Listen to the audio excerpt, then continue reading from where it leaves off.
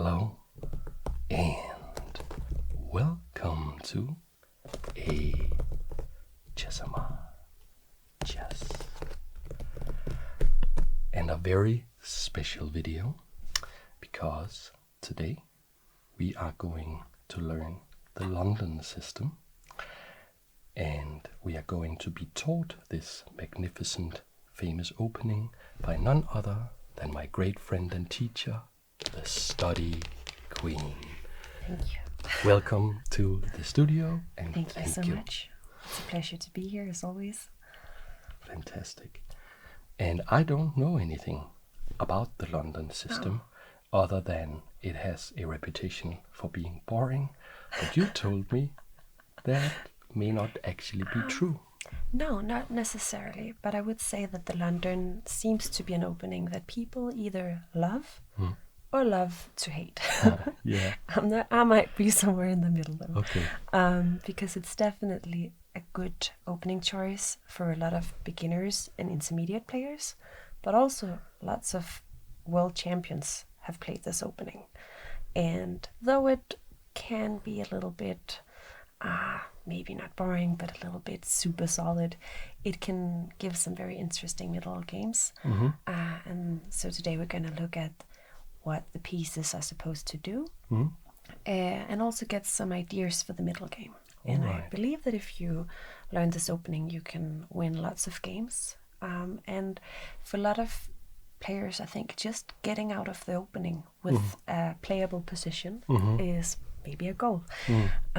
So we're going to look at the London today. And the London starts... Do you know the first move, at least, of the London? Yes, it is knight to H3. That is not a move that world champions sort of played over the time. So you can try again. You have 19 options left. Yes. Pawn to D4. Pawn to D4 is the first move.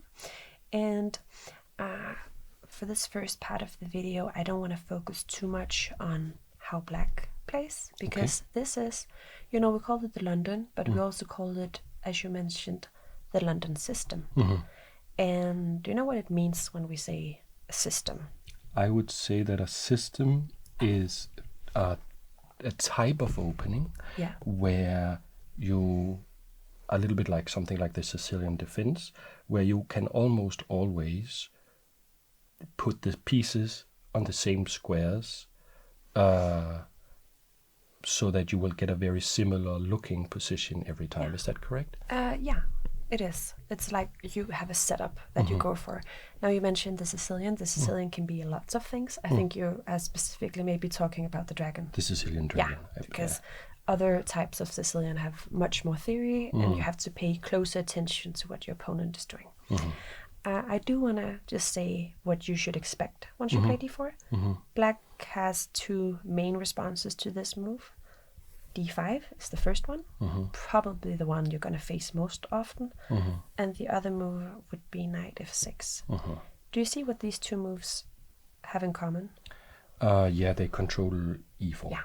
So I would like to start, if I could start like this, I would be happy. Yeah.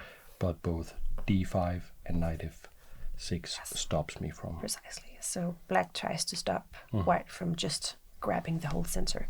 It doesn't really matter though, because in this opening, we're only going to play this pawn to e3. But we're not going to play it right away. And from now on, I'm just going to focus on white's setup. If we put the pawn on e3 immediately, what piece becomes rather sad now? Yes, so I appreciate the leading question. Yes, I'm trying to be very easy on you here at first. I need that. The bishop here is, I can't come out this way, I'm blocked, and I can't even that easily come out this way. So this bishop is a little sad. So before we push this pawn to e3, we want to get this bishop out. And we call this our London bishop, and we put it on f4. The London bishop goes to f4. You can. What other options are there? You don't want to put it here, then you're blocking the pawn. If you put it here, black can easily just push it away. So f4 is really the best place for that bishop. And just to understand you correctly, because black hasn't played any moves, but you are now teaching me the job, the role Yes, exactly. of every piece, so I understand Yes. where are we putting them and why. And then later, are we going to look at a variation or a game? Or? Both, actually. I wanted to first just show the functions of the pieces. Then I have sort of an opening trap that I wanted to show you. And Always then good, yeah. in the end, I have a game by Kasparov. And Kasparov was not known for being boring. No. And the game that he played was not boring either. So I included that to show that London doesn't have to be super boring solid. It's just a great way to get out your pieces, and then you can get creative in the middle game. Amazing. Okay. I know that you like the storytelling perspective. Absolutely. So this bishop, I want to call this our sniper Cool. outside the walls. Uh-huh. Because soon you're going to put this pawn on e3, and then we can see that this bishop is outside the pawn chain. So it's our sniper outside the walls. The courageous sniper outside the walls. Yes, we could call it the courageous. And e3 is absolutely a move you want to play. Often you might want to put the knight on f3 first. Okay. And I want to talk a little bit about this knight as well. Okay. This is what I would call our main character knight. Oh. It is already eyeing the center, and often it will jump right into the middle of the game. Okay, all the way in here. Yes, not immediately, of course, because we want to get out our other pieces first, but later it can jump in here and really create some drama on the board. Even sometimes you might see, I'm just going to show this because it's something that I learned recently, that you can sometimes push f4 as well. Do you know what you call a knight like this that is protected, a knight in the center that is protected by two pawns? No, I don't know. I didn't know until very recently, but you call it a Pillsbury knight. Oh, after Harry Nelson Pillsbury. Yes. He sometimes did this, where he put a knight in the center and made sure that it was well protected by two pawns, and you call that a Pillsbury knight. Just a little fun fact. Yeah, so he's this famous 1800, not 1800 rating. Not ELO. not ELO, probably a bit higher than that. Yeah. No, he's like super famous, but he died early, but he was from the 1800s, right? Now, you probably know about him than I do. I mostly know him from the Pillsbury knight. Okay, so this is the courage. No, this is not the main character knight. That's maybe sometimes a Pillsbury knight. And That it's a main may character. become a Pillsbury knight. Yeah. It really eyes the center here. Then you want to continue with development. You want to push this pawn to e3, and what we're really looking to do is very, very solid. We want to overprotect d4. So you can see I have it protected 1, 2, 3 times already. And as if that wasn't enough, you also want to push c3. Okay, so now that is a one protected pawn. Yes, and you can see we get this pyramid structure. Where the high point is d4, and that is what is so solid about the London. It looks like it's extremely hard to attack this. Black will often try to not attack it, but at least try to challenge it a little bit by playing the move c5 at some point. Usually when they play c5, you don't take immediately, you just let it be. And then when black captures, then you can decide if you want to take with the c pawn or even with the e pawn. Maybe we should show that. So the yes. c5 is this pawn, and we are not capturing that. Probably not. Most we're just of waiting. the times you're going to let black capture, and then we can, for instance, do like this. Or even if you have imagined that you had already castled, then you could take like this, and a rook could come in and enjoy this open file. Fantastic. Yeah. Okay, so. Great. Now we have one bishop and one knight that we haven't discussed yet. So I want to start by this knight. Where do you think it should go? Well, there are only 2 squares. Yes. And one of them is towards the center, which Yes. I like, and one of them is this, and that doesn't do anything, it looks like. So I think this thing controlling here, reinforcing this looks pretty good. And I call this the supporting role knight. So we have our main character here that's already eyeing the center. Maybe it wants to jump here. And then this knight is hoping to one day maybe take the place of this knight. So imagine if this knight jumps in here, or maybe this knight get exchanged, then this knight can take over and try to become the new main character. Yeah. That makes a lot of sense. Then as for this bishop on f1, we're gonna get that out because often we want to castle kingside. Yes. This we call it our sniper inside the walls. So where do you think it could go? So I know it's going to be inside the walls. Yes. So it's not here or here or here. Yeah. So it's either here or here. Yeah. And if it's a sniper, yes, I'm thinking here, where it has more scope. Is that correct? I like this square a lot, and it often goes to h3 exactly as you mentioned because it eyes the king side, and black will most often castle this way. But sometimes it only goes here. Okay. That could be, we're going to see that actually in the Kasparov game. If black makes a setup like something like this, then the bishop will not be very active here because this is so well protected. So it's not so much fun to try to attack it. So then the bishop will only go here. So the sniper inside the walls is not locked as much in what square it wants to go to. Is that also why it's one of the last ones you put out, so you know? Yeah, also because that is sometimes this bishop, it actually depends a little bit on what black does. For example, I have seen people who put it, maybe if they put this bishop out first, this is a little, maybe, let me just say that black had gotten a position something like this. Then I have seen people make the mistake of now putting the knight here, and then of course the queen is no longer protecting this bishop. So often we wait a little bit with this bishop to see if it should go to e2 or d3, depending on, that is one of the only things where you kind of have to see what black is doing, if they put their pawn here, if they put a bishop here. So we could maybe say that the sniper outside the wall is courageous because it's outside the wall, and the sniper inside the wall is cautious because it waits to figure out what's the most sneaky place to go. I was going to say coward. It's not a coward per se, but it's cautious is maybe more. And actually, I really shouldn't call it a coward because it can become very brave. Very brave in some lines. I'm going to show that. Okay, cool. But let's put it here for now because actually I think if you can get it here in IH7, it makes a lot of sense. Okay. Yeah. Then most of the times you're going to castle kingside.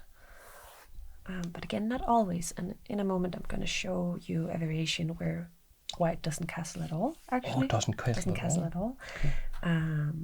And the queen, the queen is also a little bit flexible. You can, of course, put it here in e2. But I also just wanted to mention, because, not all the viewers are grandmasters or title players. Most of the viewers are grandmasters, but maybe some are not. Yeah. So this is maybe a theme that you won't see so much on high levels, but let's say that black had done something with the king here. You could even consider something like this. Yes. Or maybe in a slightly different version, but just consider the option to make this battery towards h7. This one of the things that I really love, I play the Queen's Gambit. Yes. And a lot of times when people exchange a knight here, I will get a pawn on c3. Yes. And then if I'm ever able to achieve this push, to have this pawn structure, a lot of the times this is just winning because you are... This would be even better, of course, with the pawn on e5. Yeah. In London, it's a little bit more... It's very hard. Solid. The pawn is typically here, but it's still open, this diagonal. That's the good news. So the queen is like a tactical nuke that is going to be probably the last piece that we develop. Exactly. And we are just looking what is black doing, where do we want the queen. Exactly, because it depends. And you can see that you also have this diagonal open. So sometimes the queen might go to b3 instead. Attacking both here Attacking and here. Here. It's more flexible. So this is really the setup. Is this then the aerobic queen or like the yoga queen because she's flexible? We can call her the yoga queen. Yeah. Yeah. So in the London system we have courageous sniper, cautious sniper, main character knight, supporting character knight, yoga queen, and the king is sometimes. What is the king about? The king, he's about safety. Of course, he often finds it over here on the king side, but sometimes he will stay in the middle. The unimportant king. Unimportant king. Because the king is not important. The king is not important. Not in chess, no. No, but I mean, the good thing is that the London is such a solid opening that you shouldn't, it's very closed. You shouldn't be afraid of getting checkmated right away. So the king can stay in the center longer than some of those crazy, Sicilian games where you open everything up in the center. So you shouldn't be. I recommend castling as always, but it's not like highest on the priority list. Maybe the king is like a coward, maybe because the king is saying, I want all the other pieces to be super solid and absolutely defend myself. Yes. So, but not a coward, because that's a little bit disparaging. Yeah. So maybe the viewers can find a good word for the king. To describe our... A good version of the word coward. Good. We already used cautious, so we can't use that can't again. be cautious. Okay, now I'm going to show you not a whole game, but a variation where black gets into trouble. And it's sort of describes a new idea that white can also go for. So let's just... I reset? Yes, reset. And you can try to play the move from white's perspective. All right, and I'll try by memory to see if I can guess with a little bit of help. Great. What you want. So I'm starting with d4. Yes, and I'm answering with d5, the most common move probably. And then I have the uncontrollably courageous sniper. Yes. Coming out. Exactly. And I play this knight f6. Then I'm guessing that you are not stopping me in playing knight f3. You can absolutely play that. The main character. Great. And I'm going to play e6. So I'm guessing just e3. Yeah, exactly. And now what I wanted to show you is how you should react if black tries to very early challenge this bishop by putting a bishop on d6. Right. Because of course now there's a potential trade happening. But how should you go about this trade? Do you have any ideas? Yeah, I have 3 ideas. Yeah. Actually, I have 4 because I also have a bad idea. I also have a bad idea. Okay, let's hear the bad idea first. The bad first. idea would be to capture the bishop, I think. I don't know if it's bad, but it's not what I recommend. Then, in any blitz game, usually if I don't have any particular idea against these kinds of challenges, I go back to here, because if they capture, I can recapture opening up the rook. But your intuition is absolutely right. Perfect. So I'm very happy to hear that. What was your other ideas? When there is no knight controlling this square, I will but I can't do this right now. But in other variations, let's say the bishop is here.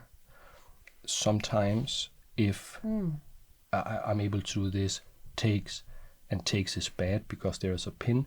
And sometimes, if I'm able to achieve this, I'm pretty happy. Okay, the Pillsbury knight. I have. Now you know. I know it's the Pillsbury knight. I think it's so good to have a language for chess because it helps you remember things. Yes. Just like you give the pieces names depending on their roles, just becomes a little bit. I could not agree more. It's. I think especially for us mortal people. Yeah. I mean, if you are Magnus Carlsen and ever since you were 8 years old, you have just been thinking in algebraic notation. Maybe it's different. But if you are a mortal being having a language, having a way to open the position up. I mean, when I learned the word king safety, yes, it was just so much easier because I was thinking about the position and the word just popped up in my head, king safety, and that made me look.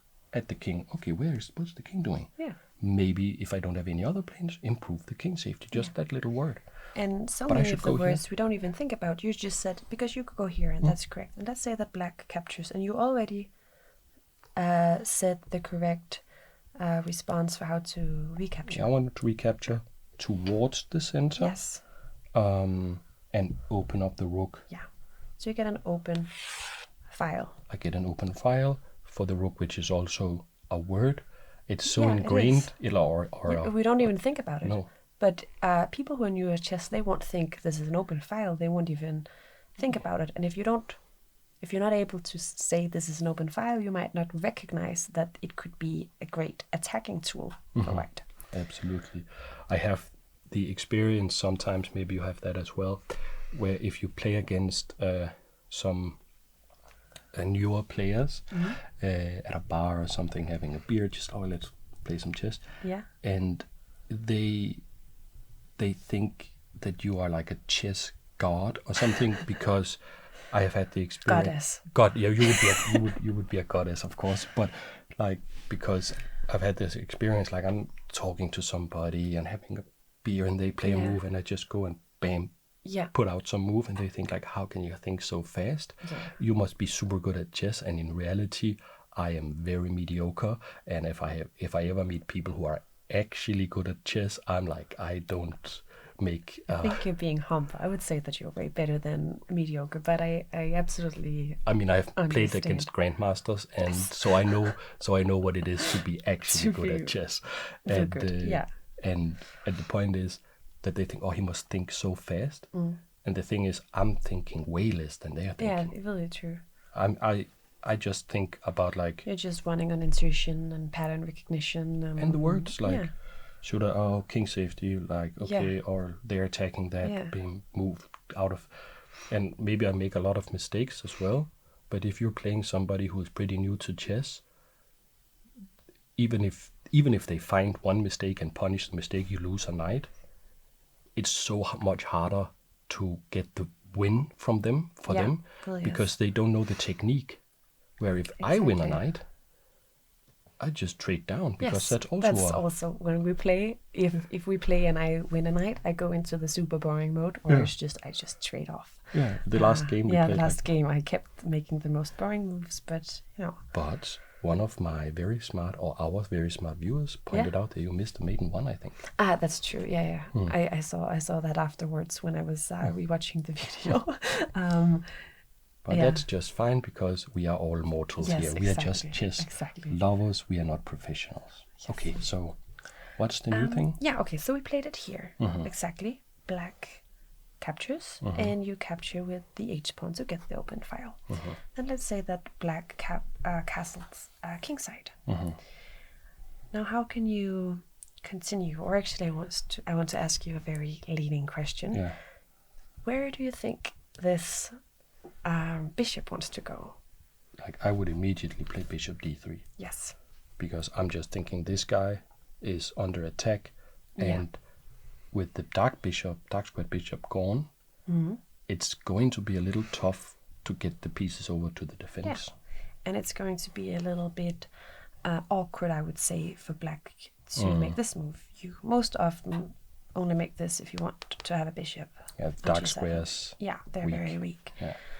So this is absolutely the right place to put the bishop, and we can see that these are now eyeing the same square. Maybe I actually have another idea, but black is going to reinforce... Yeah, now you're getting somewhere. Yeah. Black is going to reinforce this knight by playing this move. And now you have the... I think actually there are several moves you can play that are quite good looking here. But this is a plan that we have already discussed a little bit. So it's not pushing the g-pawn yet. So the other moves we have are this and this, but that looks... This would be absolutely a fine way to play it, but because we got this attacking resource, we want to play it slightly more aggressive. How about doing this already? Exactly. Our main character jumps into action. This has a few ideas. Do you see one of them? Well, the first one is that I don't think this knight can really be captured, because pawn takes knight, and now this knight is under attack. And let's say the knight moves somewhere. Now, Yeah, this should be winning. this is very, very uncomfortable, because there's also a discovered check in a moment. Here, And there. Can we just play it out? I think yes, I think exactly. this is just And game this over. is exactly what I also wanted to mention, that when you move the knight, the queen suddenly gets a diagonal where she can join the game. I'm pretty sure this should be winning. Probably I shouldn't put the bishop there. I should put it. You should have just put it so I couldn't capture it. Yeah. Yeah. But this looks very, Yes. very tough for her. And it's going to be very similar to what happens in this game. By the way, can we get some love in the comments for the amazing nails? Can you show the nails? Isn't that cool? Chess theme? Very chess themed. Yeah, I should get some as well. Yeah, I think people would love to see that. Let's see, I had a knight here. Yeah. Like, so you're absolutely right. The knight cannot be. Oh, there's a pawn here. This looks right. yes. Yes, the bishop. Yeah, you cannot capture the knight. I cannot capture the knight. So black will try maybe to play a typical plan of challenging this d4 pawn. So let's say that black plays this move. So Again, you could play c3. play c3 if you wanted to, play the very solid, super solid London, but you really should take these options when they arise. And here there is a very nice move that white can play. And let me know if you want a hint. I think I'll just do a little bit of thinking out loud first. Let's do that. Because in situations like these, like the first thing is the Greek gift I'm thinking about. The first thing Again, would be chess language, right? yeah, the Greek gift is sacrificing the bishop on h7 like this. Do you know why it's called the Greek gift? No, I do not know. There is a little bit of debate on the etymology, I think it's called, like the origin of the word, but it is widely believed that Gioacchino Greco, the Italian, who made, like in the 1600s, 1620, made a lot of references and a lot of studies involving this, and Greco means something like the Greek. So it's like the Greco sacrifice is the current theory of the move. Is this correct? Yes, it is. And I'm thinking yes, takes and this. Precisely. And now it looks like it's just game over. It's not completely game over yet. Black will have this resource first. Yeah. Which is both attacking the queen and defending the knight. But this is still, it's very, very hard for black to defend. So what you want to do here with white is just move the queen, of course, but stay on the file. On the open file, as we discussed. We have, and what do we call this kind of setup? It's a battery. It's a battery. An open file against the king, it's very uncomfortable. And if black just tries to ignore this and try to develop over here, let's say play b6, absolutely, you play this super well. Can't capture here, I capture checkmate. Yeah. And I'm going to push this, has to move, capture checkmate. Yes. And the thing is that this battery, it's both eyeing the h7 square, so this knight can't move, but also this knight can't move, because even though h7 is protected, there will be problems on h8. Yeah. So the London system, from what you just showed me here, has a lot of tactical and attacking potential. Yeah, you should often look for options to attack on the king side, and I want to say especially because the London bishop, the bishop that we put on f4 so early in the game, we like this bishop, but we shouldn't be too sad about having it traded for black's dark squared bishop, especially if you can do it by opening up the h file. And that's also why we wait a little bit with the castling. Ah, yeah, because Yeah. if we had castled putting the queen there was not, That's not so good. Exactly.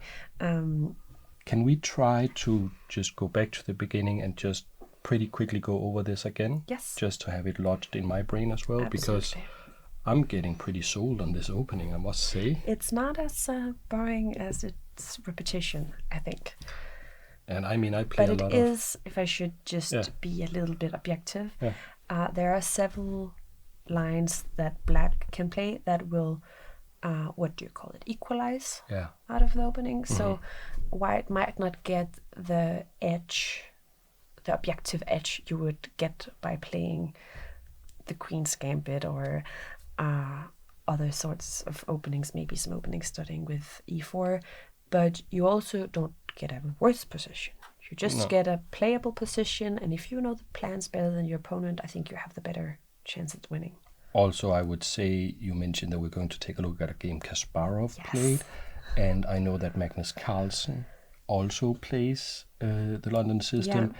And I mean, these two players are not as strong as I am, of course, but if it's good enough for Garry Kasparov and Magnus Carlsen, I guess it's good enough for me. Exactly. I agree. Do you want to go over the same line we just saw? Yes. But I just have like one small question for you, actually, because now I see you oriented your nice lights like this. Yeah.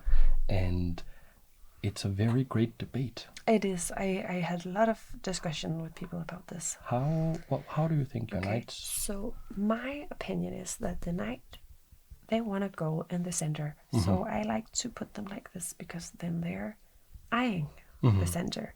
Some people put it like this. I also think that's fine. I think this is a little weird, but I can live with it. What I don't like, what I will change if I see it, is if they're like eyeing the same direction. Yeah. Either this way or this way. I think that's you absolutely... would change that, like if my opponent had set up their pieces like this, I would adjust them. Can you do it? Because I don't play that many I don't know. Classical tournaments, but you play actual classical tournaments. You would... Yes, I think I would. Wow. Sorry. You are a little bit of OCD over the chessboard. But I think... No, but I don't... I think this is completely... ridiculous. It's not the most lunatic way you can put your knight would be like this. It's like the narcissist. It's like everything has to look at me. I don't even want to look at you. But I have yet to experience somebody put their knight like this. Okay. But yeah, I kind of like to put them. I was like a facing inwards kind of guy for the longest time, and then Norwegian Grandmaster Jon Ludvig Hammer. Yeah. He made the argument that the knight should show their intention and look always at the opposing king. So he's actually adjusting, depending on the position of the king, adjusting where they look. You know what? Maybe I am doing that without thinking, because it's how I place them a little bit first. And I always thought that this one is very weird where they're looking. But then the Chess Viking is a FIDE master from Iceland that I met. I was up there recording some Fisher stuff, and he helped me out. He's like a super cool dude, and we did some content that's hopefully coming out sometime. Nice. And he places them like this, and his argument, or like his reasoning is that if they look inwards, they are sort of ambitious in the wrong way, because they are looking at the royalty. They want to ascend and become... this gets very deep. Yeah, it's very deep. Like, so they want to ascend in the hierarchy, which is not really loyal, what you're looking out for. But if they are looking the opposite way, they are looking out for the royal family. They are keeping guard. Which I was like, okay, I'm now sold on this being absolutely but there aren't acceptable. Really any threats over here, you know, like pieces can't just jump in from the side. I don't know, maybe it's because Iceland is an island that can always be attacked from all angles. I don't know. Maybe, but I would like to hear the arguments for doing this. Let's just. Okay. Let's see if we can remember what you were supposed to do in this tricky line. I have the London bishop, which is a courageous sniper. Yes. Just want to add that previously a lot of players, they started by putting their knight here, kind of hiding their intentions to play the London, but you can just as well start with this move. Okay. Yep. And I go and challenge your bishop, your London bishop. I drop it back. Yes, I trade it. And you think you are very happy because you get rid of my strong outside bishop, but I am secretly very happy because I have the open file. And by the way, some people might say, why would black even castle this side? I looked this up on Lichess, and it is the most played move in this position. So not among maybe masters, but at least among people who play on Lichess, on chess.com, online chess. This is very... Mortal people. Yeah, mortal people. So here. And I recognize that I want to go for h7, so I play bishop to d3 in this variation. Yes. And I try to reinforce my knight on f6. But in this particular setup, I'm very happy to play this because you can't capture the knight. I can't capture it, so I tried to challenge d4. But I am actually pretty close to winning because I do the Greek gift. That's a check. And I want to say that there is maybe a way that black can defend and not completely lose, but it's going to be very hard to find. It is objectively much better for white already. And I'm thinking this square is nice because it's very hard to attack the queen. But probably maybe, I could go here or here as well. I think that both options. Maybe I would put it here just because it's... controls the square a little more. Yeah, but I think that both moves are completely playable. And if black just continues with normal development, then this plan is just super strong. And black will have to make some serious weaknesses in order to just stay somewhat alive. Yeah, and it's fun and easy to play for white. Yeah, I think might have to play something like this. So maybe put the knight here. If you now play here, I can maybe jump out here, but you don't even have to push the pawn here. You can maybe just make a pawn storm, like playing f4 and f5. It looks very, very hard to defend from black side. Yeah, if I get this, I'm super happy. Yeah. Okay. Do you want to check out the Kasparov game that I have? I am a Kasparov fanboy, as you well know. And who isn't? Apparently, a lot of Magnus Carlsen fans who are unhappy that some people think that Kasparov may be a greater chess player than. Sorry. Are you allergic? I'm allergic to people criticizing Kasparov. Okay. I mean, it's also like people can have their heroes. Obviously, Magnus Carlsen is absolutely I don't have any strong. critique of Magnus Carlsen, but you shouldn't always even Magnus Carlsen says that Garry Kasparov is, the all-time GOAT. So. Also, it's like the difference is, it's so slight. We are talking about two players who are so far beyond what any of us can even imagine. Yeah. That, like, I will be the first to admit that the reason I put Kasparov above Magnus is not because I know all the stats and everything and understand it. Like, I just know that obviously he is extremely strong and his games are just a joy to look at. Garry Kasparov was way more aggressive than Magnus Carlsen. Magnus Carlsen, of course, he can win some great attacking games, but he's really also just an excellent endgame player.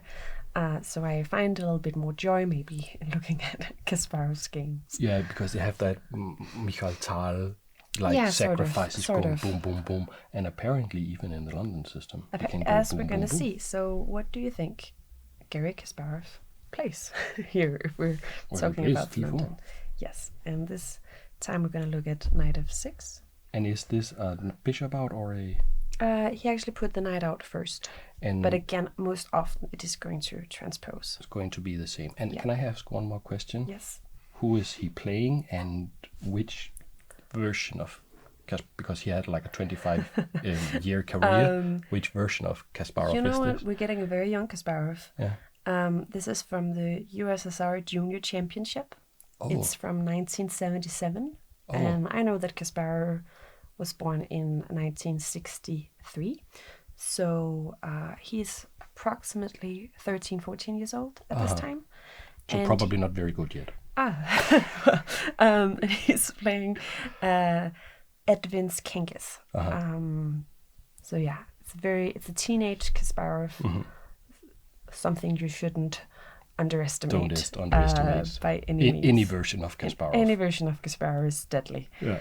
Now he comes. Oh, sorry. I played this move, and Kasparov. The bishop comes out. The London bishop comes out. Of course, Black played this move to put the bishop here on b7. I'm thinking e3. Yes, exactly. So far, I'm just playing all the moves I want to play anyway. Yeah, and that's why I like this game, because he plays the opening exactly as we discussed. And then he just gets creative in the middle game. And I think that's maybe the charm of London, that you can kind of get over with the opening, go straight into a middle game where you can then try to attack. Okay, so Black plays this challenging d4. Do you remember what we... Like if we should take on c5 once they play that? I don't want to take. No. And I'm thinking about, because I have moves like knight bd2, but also maybe this. Yeah, and he plays knight bd2. Again, might not make a whole big of a difference, the move order sometimes, but he gets out the knight first. Yeah, and he's fine if takes, then he just recaptures with the pawn. It's just fine. Yeah, exactly. So this guy that he's playing, who was also a teenager, he really liked this thing called fianchetto bishops. So you see that this is when the bishop goes not outside via the center, but they go out on the flanks. So he plays this move. And so he's ready to put a bishop here. Yes, exactly. And Kasparov continues with the move that you also thought about playing previously. Yes, so he finishes the pyramid structure that is so classic for the London opening. And his opponent, of course, puts his bishop out like this. And now Kasparov plays a move that we actually haven't looked at yet. So it's sort of a new idea that will be beneficial to know if you want to play the London, and that is to play h3. h3? Yes. Why do you think that h3 is even worth looking at? Okay, so that is a little bit puzzling to me. Yeah. So the h3 move is usually about controlling g4. Yeah, so that there will be no pin or something like this. But the bishop is not coming here. Yeah. And it doesn't really look to me as if the knight coming here, if I didn't play this, was doing anything there, really. Yeah. So You're absolutely right. It's not about the g4 square. Could it be like a super aggressive idea of preparing this? Not actually here, no. No? Okay. Because if you look at pawns, Black's pawn structure, if you really wanted to go aggressive, the pawn should actually go to h4 and h5 to bite on this hook. Yes. Which is also sometimes an idea in London, that you just harry the h-pawn, just goes crazy over here. Okay, I'm just going to throw some stuff. Like I have a pet system where if I play against the King's Indian, when I'm playing the Queen's Gambit, and I haven't castled yet, where I will sometimes go h4, h5, and do this. Yeah. And have the bishop here, so when they play h5, I'm going to play... It's not long, but I guess that's too It's weird. a little too what do you want? Long-term idea. Bad. It's I don't want to say it's bad, but it is about you're actually getting somewhere. It is a little bit about this square. Ah. Yes, because what we looked at before was that if black wanted to put the bishop here, then it was fine. But this time black has another idea, which is to play the knight here. Trap And the not bishop. trade off the dark squared bishop for the dark squared bishop, but trade off the knight for the bishop. And then it can be beneficial to be able to hide the bishop under this h2 shelter. Because it's harder to attack the king when the dark squares are not weak, if the bishop is still. Yeah, exactly. And this creates a square here. Yes. So if you try to get to the bishop here. Yeah. Okay, so what I'm learning now in this version of the London is that if I'm concerned at all that a move like this is going to be played, I have a tool in the toolbox which is pushing the h3 pawn so the bishop can drop back. Yeah, exactly. Cool. And if you want another reason to play it, maybe like somewhere way down the line, things are going to be traded off, and you don't really have to worry about back rank checkmates. This is very long term, but it's just nice to sometimes be able.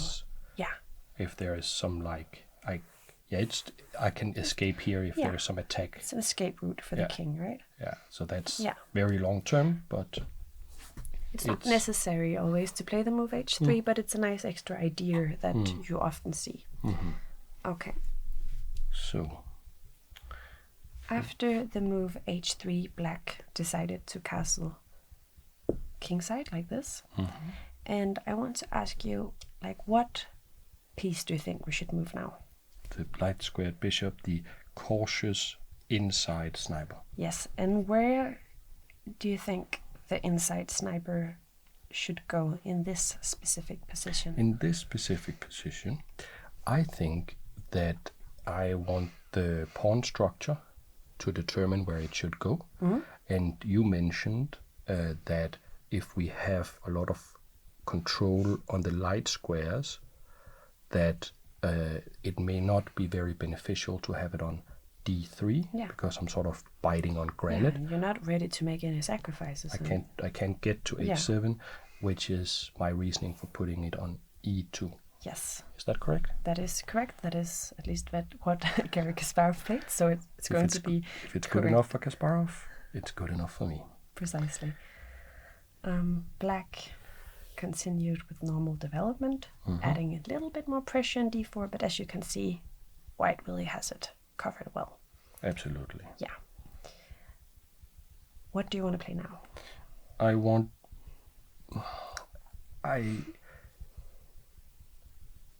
I have two things I'm considering. One is putting the queen out, but I'm a little unhappy with that. And the reason is that I am not sure if black has showed their hand yet. And I want to put the queen out when I know where the weakness is that she can attack. And my current understanding of the London system does not allow me to find any particular weakness. So I would delay, this is just my reasoning, I would delay putting the queen out. I would probably castle. Yeah. Just because that can't be a bad move. Exactly. And then maybe black will be forced to play something that allows me to find out what's the best move for the queen. How does that sound? That sounds very logical. Kingside castle is exactly what Kasparov played. And this is, I want to say, it's just a position. Like, white is not yet making a huge attack on the black king. And as you mentioned, it's hard to really pinpoint where the weaknesses are. Like, both players just have a fine position, no big weaknesses, just playing chess, just getting out of the opening to a middle game. And I have zero problems as white. Yeah, that's the thing. You know, and some players, they can really struggle to just get to this point where they got out both of their knights and both of their bishop, and they got to castle, and now you got to that point. So that's pretty neat. Black now played d6, overprotecting c5, and now comes a move that I don't necessarily want to ask you to find. He played a4, one move of many that white could play in this position. It could be, I mean, one thing that you should notice about this position is that there are no open files yet. If black decides to capture here, then white would be able to take back either with the e pawn or the c pawn and get a semi-open file for one of the rooks. Yeah, like if I recapture here, I can put the rook here. Yeah. It would be pretty good. Or if you capture here, the rook could go to e1. But right now it's the rooks. It's not really a rooks game so far. So maybe this a4 is an attempt to get this rook involved. Maybe at some point you could consider this. Maybe not while the knight is here, but at some point pushing this, trying to open something up on the queen side. But it's just a move. Great. There's a little bit of a waiting move as well, it's not committing the queen also. Yeah. Black played a6, which could be if white wanted to play this at some point, then black could push b5. Yeah, black is really respecting this idea of playing this. Yeah. Because they are probably not going to take, for some reason, maybe they would take now, but later on, if it kind of forces the knight to stay here and keep an eye on it. So I think maybe it's just a prophylactic move. And I get also a little bit of a waiting game, because it's not clear. If I had the black pieces here, I would be a little bit like, what is my plan? Yeah. What can I do? Yeah, exactly. You should be careful not to overplay these types of games, because both players are very solid. You just need to be a little bit patient. But what happened when black played this pawn from a7 to a6? A certain point got a little bit weaker. Yeah, this pawn is now only protected by the queen. Yeah, exactly. So a move like here is now attacking this. And that's what he played. Okay. Yeah. Like, I want to say that I have never seen this game before. It's not because we prepared this. I'm just playing like Kasparov. You're just playing like Kasparov. You're just for some saying, reason, okay, maybe there is a little bit of a weakness here. For some reason, when I'm playing with you or against you, I don't play like Kasparov. But right now, I do. Right now, I'm happy that you save your Kasparov energy for this. Yeah. And this, of course, kind of maybe provokes black to play the move that they wanted to play anyway, which is b5. And okay, so given that I have this pawn here, and given that I'm Kasparov, I'm probably not moving the knight back. I'm probably capturing this. Yeah, and I don't even have stockfish available because I think that taking here looks absolutely fine. Yeah. Kasparov did in fact move his knight. He went back? Not that way. Okay, so he's doing some Kasparov stuff, huh? Kind of. I think he's trying to very patiently create some weaknesses on black's queen side. Yes. Okay, looks a little bit random, but you are attacking this pawn now. You're threatening to win a pawn. And how should black react to this? Black can't really defend this much more because it's attacked 1, 2, 3 times. So black cannot give it 2 defenders with 1 move. This is actually like a bit of a problem, because I was thinking like you just capture, but the thing is, you capture, and I'm like, oh yeah, I'll go back. Now I'm or you might here. even just take it with the queen. Or I might just take it with the queen. And what happens? Probably Kasparov would have noticed it. Maybe him. You got an open file here. This is now a weakness. It's an isolated pawn. It's a very small advantage, but it's a very stable advantage. I would definitely prefer the white pieces here. Absolutely, yeah. Okay, so instead, black decided to push. But whenever a pawn pushes, it creates weaknesses. And that is what I think Kasparov is just really trying to provoke black to do in this position. In the immortal words of Korchnoi, the pawns can't move backwards. Yeah, precisely. And I'm thinking I'm just go back now. Doesn't that look pretty good? I think it looks fine. Maybe black would be able to push here.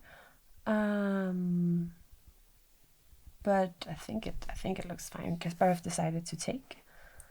Okay, let's see. Okay, but I'm also getting. Yeah. This is pretty forcing. His opponent took with the knight, and you could say that this is a fine square for the knight. But Kasparov really, what he's doing now is that he's creating the sort of game that he enjoys to play. So he's opening up the position a little bit so it can become more tactical. Knight is also pretty far away from the king. Yeah. Here he took another pawn. Yeah. And I know I said that you shouldn't immediately take here when black plays c5 because you're not really scared of black taking on c5. But it looked like black had no intentions on taking on d4. So at this point, Kasparov decided to get rid of it. And so what I'm learning from that is you don't have to take the pawn. Yeah. But if at some point you find a reason for taking it, it's not illegal to do, and you can explore that reason. It's neither illegal or bad. It's just that there's no reason to do it right away. You can see if black wants to capture on d4, and if they don't, then at some point you can take on c5. So Kasparov's opponent here played a little bit of a creative move. Instead of taking here, he tried this move, which is, like black's position is not looking so bad right now. There are a lot of things that looks nice, I think. And, I mean, the knights are good. This bishop is shooting down here. So what is Kasparov up to here? Oh, right. So I would be pretty concerned with this because it looks like... So I'll take a look at black's pieces first. Okay, so this bishop's super strong. Attacking here, which would be attacking the rook and the knight. These two guys are attacking a bunch of squares. My courageous London bishop that's outside the walls is under attack. The pawn that I won, I don't feel I have probably time to save that, so maybe they'll just get that back.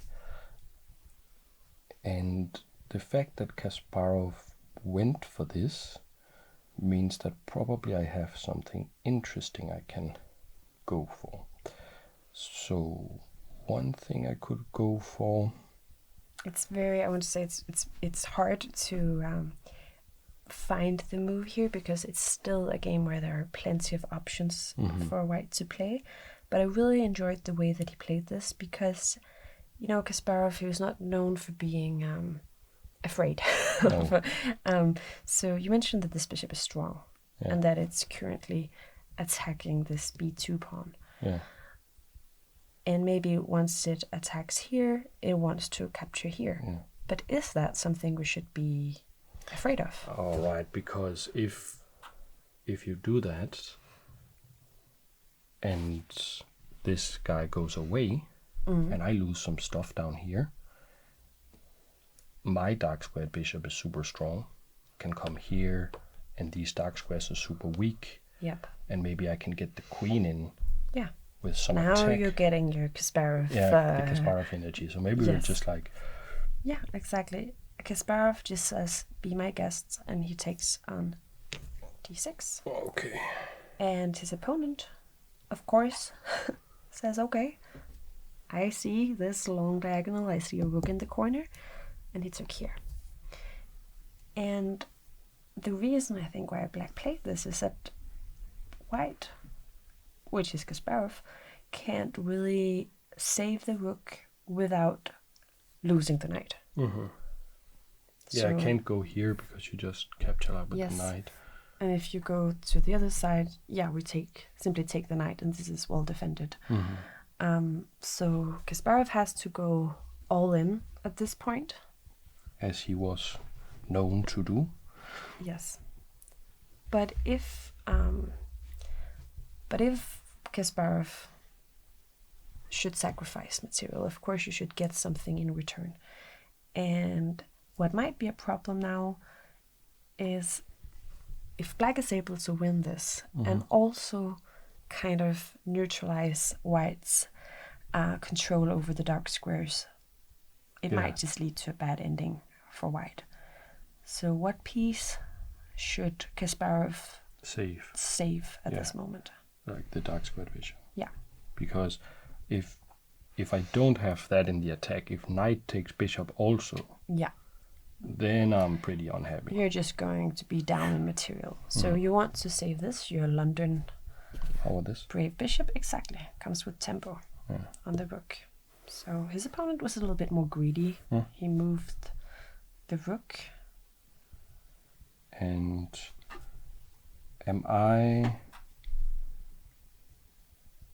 so I'm considering some ideas. Like, one thing is that I'm a little bit afraid that this guy will just stay there and not capture the rook. So one thing I could do is try to force my opponent to do it by attacking this, getting closer to the center, maybe defending this so queen can't capture, it has to be here. Great. So I absolutely love this move, and it's what he played next. Okay. So I think it could have been played immediately. He decided to first play this. It's also super forcing. Which is maybe because, of course, black has to take with the queen, and then the queen moves to... I mean, one could say, isn't it good? Because now the rooks are connected. But the queen is also undefended here, meaning that if this knight moves, then white will just capture the queen. And the queen is also... I'm actually kind of threatening this. I do think you're... Maybe, the knight could jump and then still protect the queen, but it's definitely something that black has to keep an eye out for. Also, the queen is now on a light square. Yeah, exactly. Which kind of loses some control over the dark squares. So do you remember what... now here? Now here. And his opponent said, okay, let's cash in. And I'm just recapturing with the queen, threatening checkmate, right? Yes. So just to have everybody, this would be checkmate. Yes. So this is not a battery, but it's a very nice teamwork between the bishop and the queen on the dark squares. And how to defend this? So you could try to block. Could try to block. If you are not doing that and you play this, you are also blocking. But Ben Feingold says never play f6. Yeah, and something about these squares now also becomes weak. Imagine that a bishop could come here one day. This bishop would be a monster. Yeah. Other than that, I don't see any way. It's a little bit tricky. He did play this, which is it can be taken, of course. By one of the knights. Yeah, and which one of the knights? So my rational brain says this knight, and my intuition says this one. Okay. And I always go with my intuition, so I'm going to say this one. Great. So it is actually a rational brain, which is what he played. Again, I think that there are multiple ways to play this. I kind of like taking with this knight because it clears the square for the bishop. So that this bishop now, there's really no pyramid left to stay inside of for this guy. So going here maybe, you know, adding some pressure. Yeah, it makes a lot of sense. Yeah, makes a lot of sense. Okay, so I'll do this. Yes. What's the material? Like I got... Yeah, it's a good... I got 7 and you got 8. Yeah, so... I don't know if the camera can see that. Not really. Let's go You should here. also... Go like here. We can put it up here. So I captured 1, 2, 3, 4, 5, 6, 7 points of material. And I had a book, which is 5, and then 6, 7, 8. Yeah, so I'm a little bit behind. Yeah. But you got some initiative, and especially got some control on the dark squares. Yeah, because it really isn't about the pieces that leave the board. It's about the ones that are stay on the board. Stay on the board. Yeah. Okay, my queen is under attack, so I am going to move that. And now there is a nice way for white to add pressure on the dark squares. On the dark squares. Yeah. On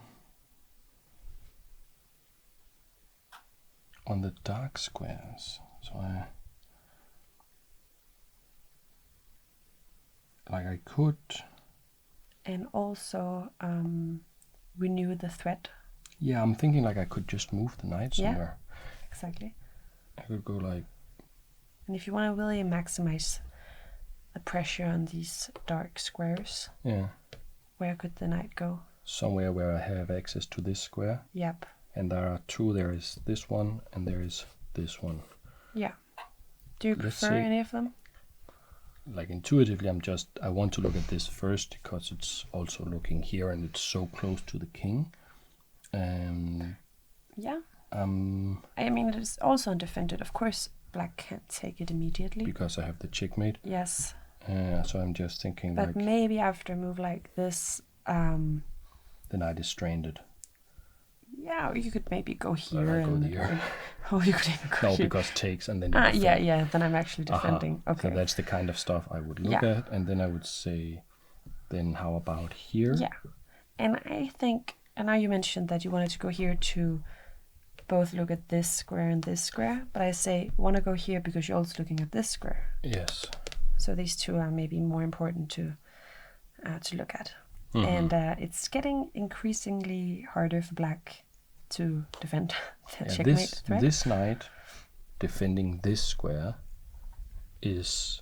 If this knight isn't here, this check is winning. Yeah. Because you have to capture it, and then I capture and you can't defend. Yes. I'm not even like... This is the Kasparov we know, right? Like looks like a completely normal position. Then he does a zip, zip, zip, like tile something, and then it's just insanity, and he's winning. Yes. And you're like, what happened? How did that happen? And that I'm just pushing the screen a little bit. Yeah. That we say that a rook is 5 points and a bishop is only 3 points, but it depends so much on what they're doing on the board, and how could you ever say that this bishop is worse than this rook? Yeah, I mean, if black had like a magic move that says, okay, I can just exchange these 2, they would do it in a heartbeat. Yeah, then at least they wouldn't get checkmated right away. It's very hard to defend this square right now. Yeah. Actually, you kind of have to play f6. You have to play f6. Yeah. You're welcome if you can find any other move. I looked at it, I couldn't. No, I have no All idea. other moves will lose material. Yeah. Or get checkmated. Yeah. So play this f6. And Kasparov, he just adds... I want to play this. Can I do that? I understand you want to play that. I completely understand. Yeah, you like your knights. Yes, kind of mentioned this before that this square is now available. Play f6, light and square. It's it's so principle. Once f6 is played, you know that this diagonal gets weakened. So bishop c4, and it's very close to be resignable at this point. I'm threatening this. Yeah, you're absolutely threatening this. Here.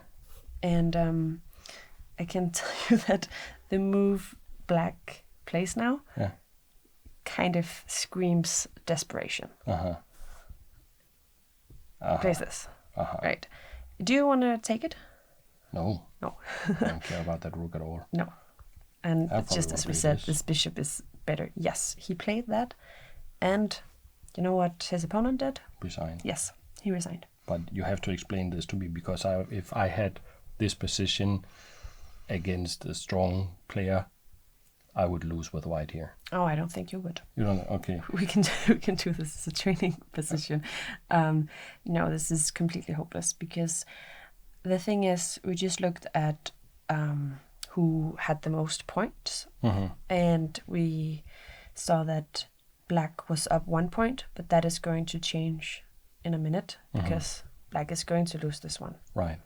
And once black loses this knight, like let's say that, I don't know, maybe a move like this. Can you? I just want to, because after you protected this, you want to take it. After you protected this, I just want to know exactly what happens here. I do think that you can capture here, Because there's a pin on this knight. So I think here, this. and you capture. Yeah, and if you don't want to lose the queen, you have to take back. Yes. Right. Here, I capture here. I'm threatening checkmate. Yeah. And you can't get back. Not. You can't defend that. Yeah. I was thinking like some way the queen could come back and defend, but there is no way to defend because if you play this, I just capture the queen. You just capture it. We have that's why it's so important to include all the pieces Yes. and the attack. Because this is not legal. Yeah. Because of the pin. So, So that means okay. So let's try. Where is this queen? Where are all the pieces?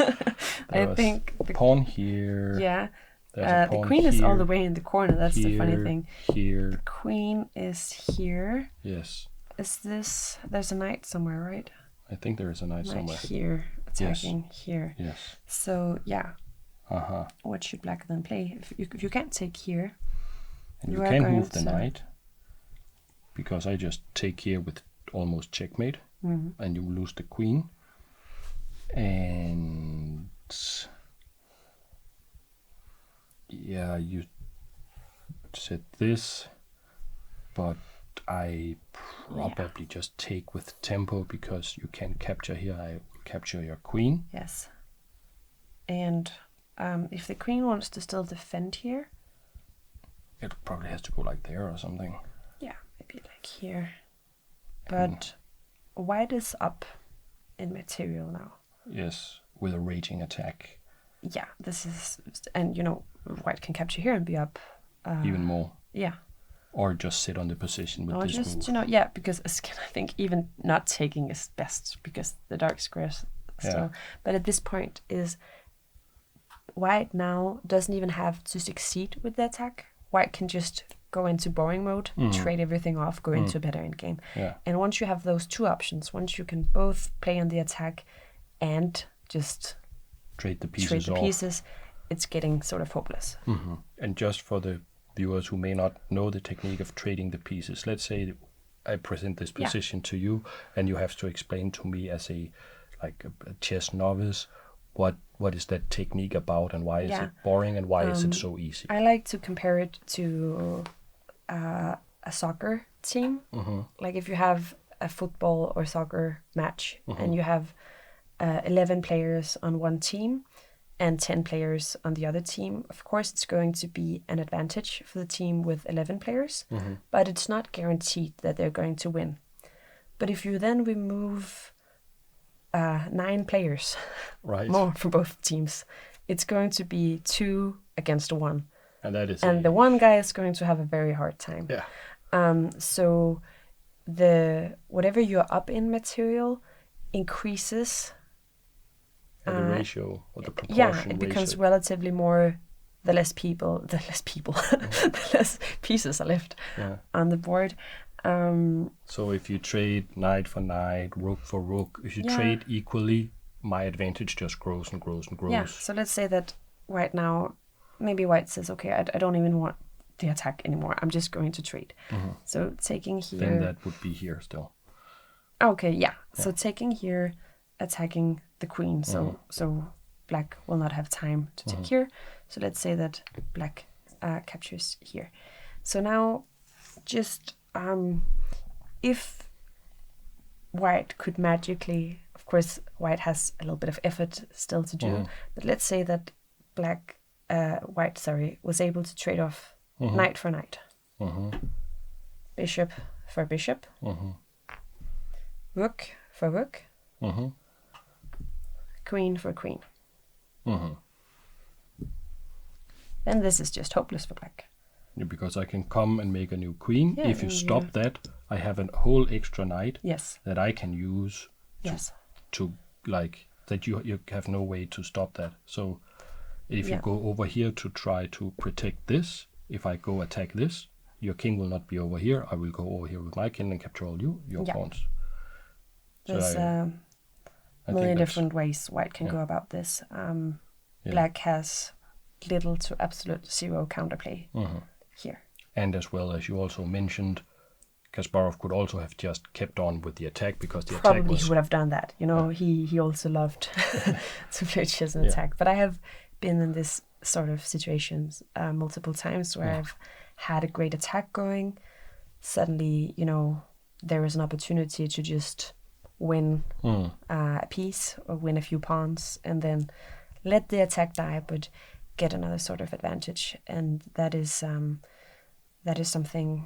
I think we could all become better chess players by doing, not being as attached to our personal style, not insisting on, you know, making a beautiful attack and checkmating, but just trying to be a little bit more objective about the position. And if we think about the Kasparov-Carlsen debate we had earlier, one thing that is just absolute insanity about how Magnus plays is if you go, so what is Magnus's style? And you'll go, he plays the best move. Yeah. That's the style. Yeah, that's true, actually. It's not like, if their position is an attacking position, it's not like, I'm not going to sacrifice a queen and attack. If you look at him from when he was 14-year-old, it's all just queen sacrifices for checkmate. But do you want to play a technical endgame against Magnus Carlsen? There is nobody ever better at the technical endgames. There's nobody who has, like, he's not the best opening expert in the world, but he's top 3 or 4 or 5, and he plays every position so well, and even in an equal position, like in the famous game 6 of World Championship against Nepo, it has like poor guy. He was just playing, it's an equal position, let's play for 7.5 hours where I don't make a single mistake, and as soon as you make a mistake, you're done. It's, what is it people say about him? He can press order from stone, or blood from stone. So, but here it's not. You're not required to have Magnus Carlsen's endgame skills. No. You can win even just not blundering your knight. So that's a good thing. So thank you so much for teaching me this, and I have a great idea for what we can do now. Is we can stop the camera. And put the pieces back up, and then start the camera again. And then play a game in the London system against you. That and sounds then you perfect. Can beat me, and everybody will think that the London system is crap, but it's not because that the London system isn't great. It's because you have unfortunately become, I should say, a significantly stronger player than I am. But we will then analyze and learn more about the London system. Yes, and I don't know if people ever post games in your comment section. They do. I would love if people got in a great London game to see some of them. So if any of you decides to go for London and either get an attack or just get a super solid position and a slightly better end game, whatever the outcome, I would love to see some London games. Do you have a YouTube account for StudyQueen? No, I don't have that. But if you I could help you set it off. Or if you want to reply to the comments, that could also be super cool. Yeah, we could do it like that. Yeah, and then we can maybe make a future video. Okay, that sounds good. So thank you so much. Great, and let's have a little break and let me see if I can get anywhere with the London against you. Thank you so much. And to all of you amazing people watching, I hope you had a great time. Please like and subscribe and all of that. And I hope I will see you, or we will see you, in the next video. Thanks for watching. Bye.